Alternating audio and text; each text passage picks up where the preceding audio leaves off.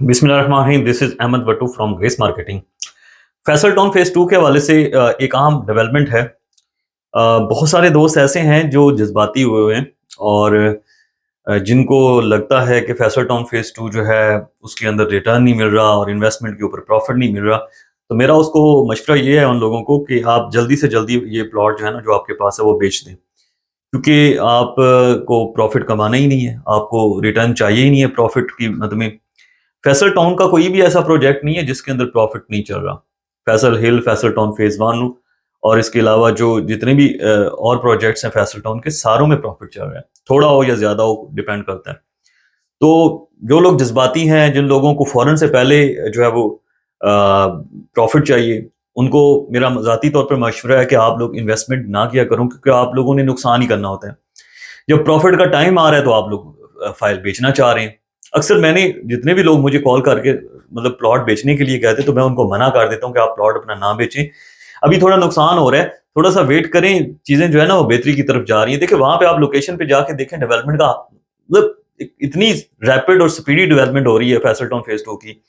अभी साल सवा साल हुआ है प्रोजेक्ट को आए हुए, और अगर आप देखें वहां पे ऑन ग्राउंड, वहां पे बेतहाशा मशीनरी लगी हुई है। 1,50,000 कनाल रकबा है सोसाइटी के पास। वो रकबा सारे का सारा प्लॉट देने के लिए ही सोसाइटी ने परचेज किया है। और फैसल टाउन के जो कस्टमर्स हैं उनको पता है, जो जो उनके क्रेडिबल कस्टमर्स हैं, वो पुराने कस्टमर, उनको पता है कि उनको प्रॉफिट मिलना है।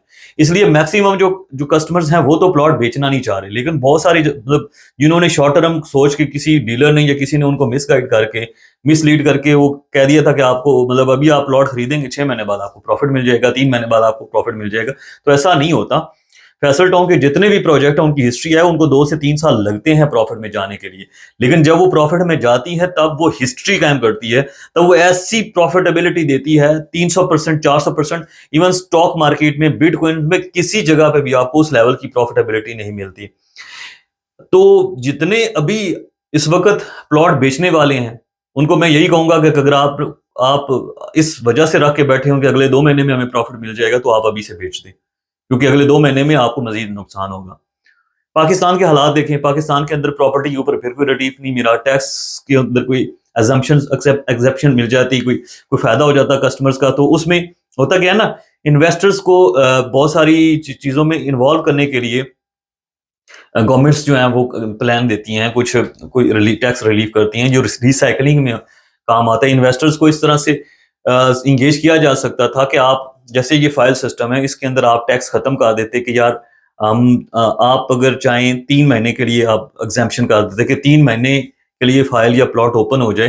3 महीने में अगर आप बेचना चाहते हैं तो बेचें, 3 महीने के बाद जो भी बंदा होगा अपने नाम पे ट्रांसफर करवा लेगा।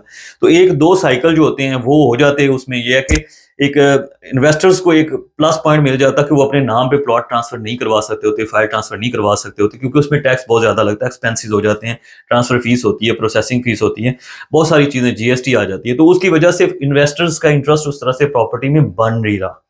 तो गवर्नमेंट को चाहिए था कि कुछ थोड़ा सा फैसिलिटेट करती, चले टैक्स ना भी काम करती, थोड़ा सा प्लॉट को ओपन रखने के हवाले से थोड़ी सी रिलैक्सेशन कर देती, 2-3 महीने का टाइम दे देते, यानी कि 90 डेज के अंदर आप अपना प्लॉट ओपन रख के 90 डेज के बाद अपना वो ट्रांसफर करवा सकते हैं। तो उसमें बहुत सारे इन्वेस्टर्स इन्वॉल्व हो जाते, बहुत सारी चीजें इन्वॉल्व हो जाती, तो उसमें रिसाइकलिंग का एक चांस था। लेकिन गवर्नमेंट ने किसी किस्म की सपोर्ट नहीं की, क्योंकि जो बजट है वो सारे का सारा आईएमएफ ने बनाया, तो इस वजह से पाकिस्तानी गवर्नमेंट का उसमें लेना देना ही नहीं था प्रॉपर्टी के हवाले से भी। और एग्रीकल्चर का भी बेड़ा गर्क हुआ पड़ा है, दो सेक्टर्स को बहुत ज्यादा लॉस हुआ है, एग्रीकल्चर और प्रॉपर्टी। ये आपको पता है, जो लोग इस इन दो फील्ड्स के साथ मुंसलिक हैं उनको पता है। हम जहर एग्रीकल्चर के साथ भी मुंसलिक हैं, हमें पता है फसलों के, गंदम के रेट नहीं लग रहे, मकई के नहीं लग रहे, मतलब सारे पिछले 1.5-2 सालों में मरियम नवाज की जो गवर्नमेंट है उसने तबाही मचाई हुई है। खैर इस पॉलिटिक्स में हम हमारा कोई इंटरेस्ट नहीं है, लेकिन हमारा इन्वेस्टमेंट में इंटरेस्ट है। अगर प्रॉपर्टी को कोई थोड़ा सा रिलीफ मिलता, कोई टैक्स में छूट मिलती, कुछ इन्वेस्टर्स को थोड़ा सा रिस्पॉन्स मतलब मिलता कि यार हमें रिटर्न मिलना है। देखिए इन्वेस्टमेंट कोई भी करने के लिए आता तो वो प्रॉफिट कमाने के लिए आता, लॉस करने के लिए तो कोई नहीं आता ना।